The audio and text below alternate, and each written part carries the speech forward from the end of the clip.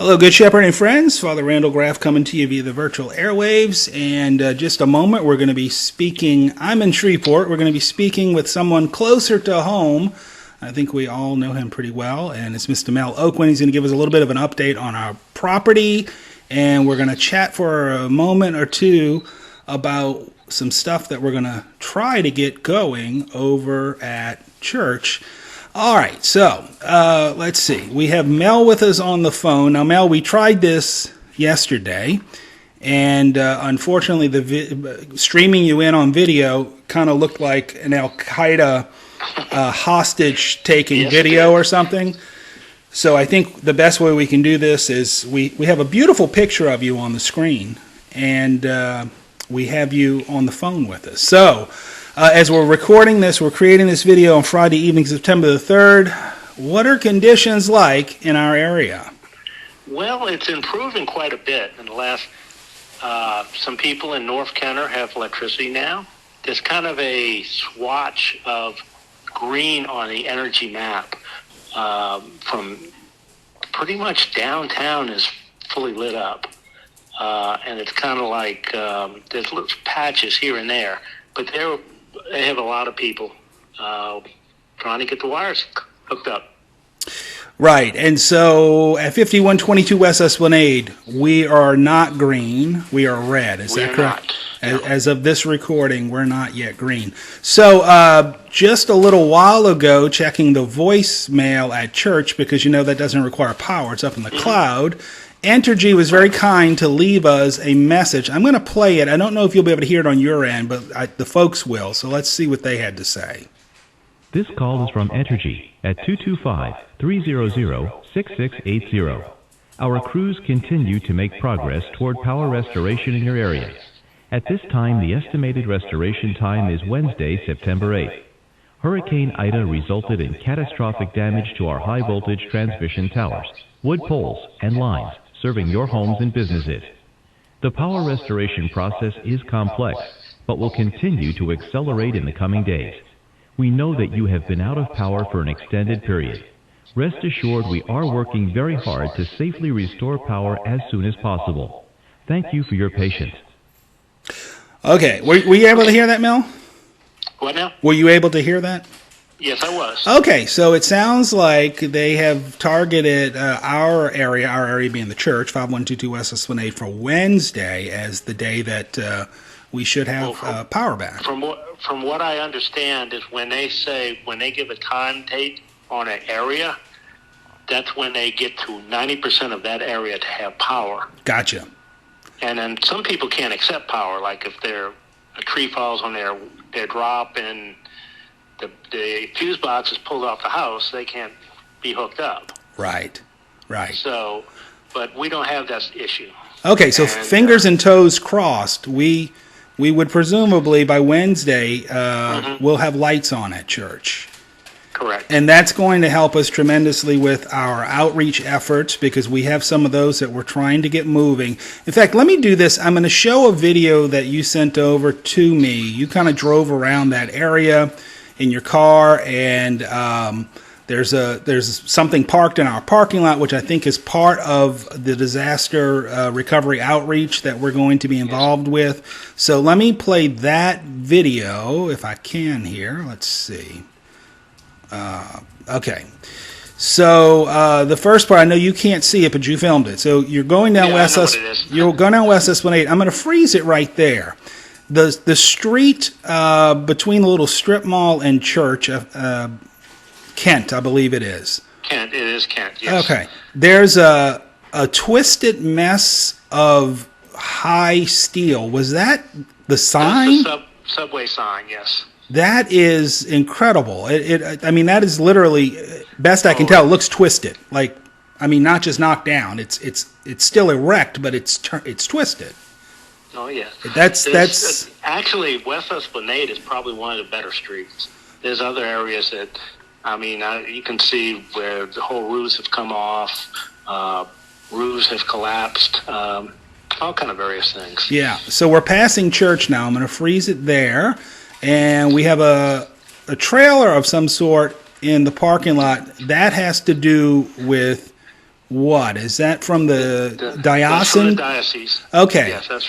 Okay. That's not the shower trailer, though, right? What else? Excuse me? Is that the shower? That's not the shower trailer. No, that's just a storage trailer. What it has in it is cleaning kits, hygiene kits. Excellent. I don't remember. So what this else. is pretty much all I have in it right now. This is materials that when we can get volunteers there, we can start distributing to the community. Exactly. Wonderful. So I'm going to keep playing this clip, this video clip you sent, as we pass the Jewish school. Looks in pretty good shape. Mm-hmm. And as we continue traveling, this is going to be westbound down West Esplanade. There's some mess. I mean, there's some houses that look like it got pretty rough. Yeah, and some of the streets, like Green Acres, you can't even drive up Green Acres. You got to do some zigzags through the neighborhood to get to West Esplanade. But all the major streets are cleared. They did that first day. So what's it, on Green Acres? Is it trees down? Is it power poles down? Trees okay, down. All right. So I mean, looking at this in the area of the church, power lines look unaffected. Yes, they are fine. That's good news. So that should be an easier hookup. That's why I'm pretty confident that we'll have power at least by Wednesday. Wonderful. Okay, and let's see. You are now crossing over a canal, which I think is going to bring us to the end of the first clip, and I've just strung the other two smaller clips together. I think both of which are video you took. I'm going to freeze frame this. This is you're taking it looks like a sign. It says Spirit Halloween. So that looks like Elmwood. Is that where? That's right there on Jefferson Highway. What I was taking there was that's that little shopping center. That's where Smiley's is now. Oh yeah. Yeah. Well, the middle of it, the roof collapsed. Oh my. If you look closer. Okay, Yes. so that next clip is shows much more. There it is. Okay. It says casino off over to our left. So yeah, I know that's what you're talking about. That is a collapse. That's more than a roof. It looks like it's collapsing into the building. Yeah. The whole roof collapsed in the middle of this strip mall, basically. Yeah. Goodness gracious. Okay, so there are some areas that are there's a lot more than that. Yeah. But I didn't take. It was hard driving and filming at the same time. I'm not that talented. I can understand.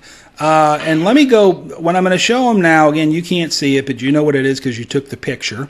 This is our property behind the main buildings. There is a tree lying down next to one of the portables, and that missed the portable, it looks like. Oh, yeah. It's not too big of a tree. It's those scrub trees along the back. And I just need to get out over there and take that down. That's not a big deal. That's nothing.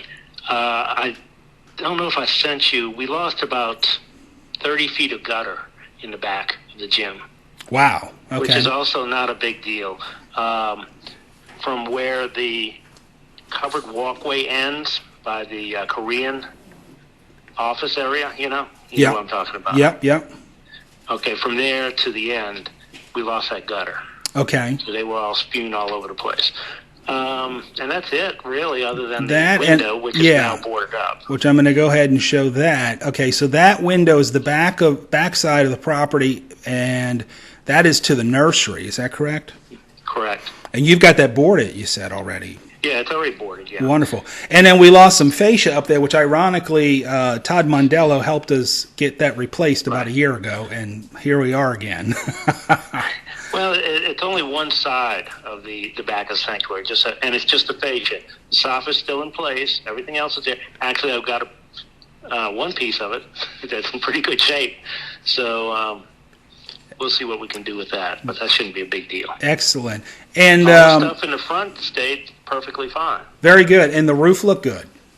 The roof looks good. As far as you can any tell. Additional damage.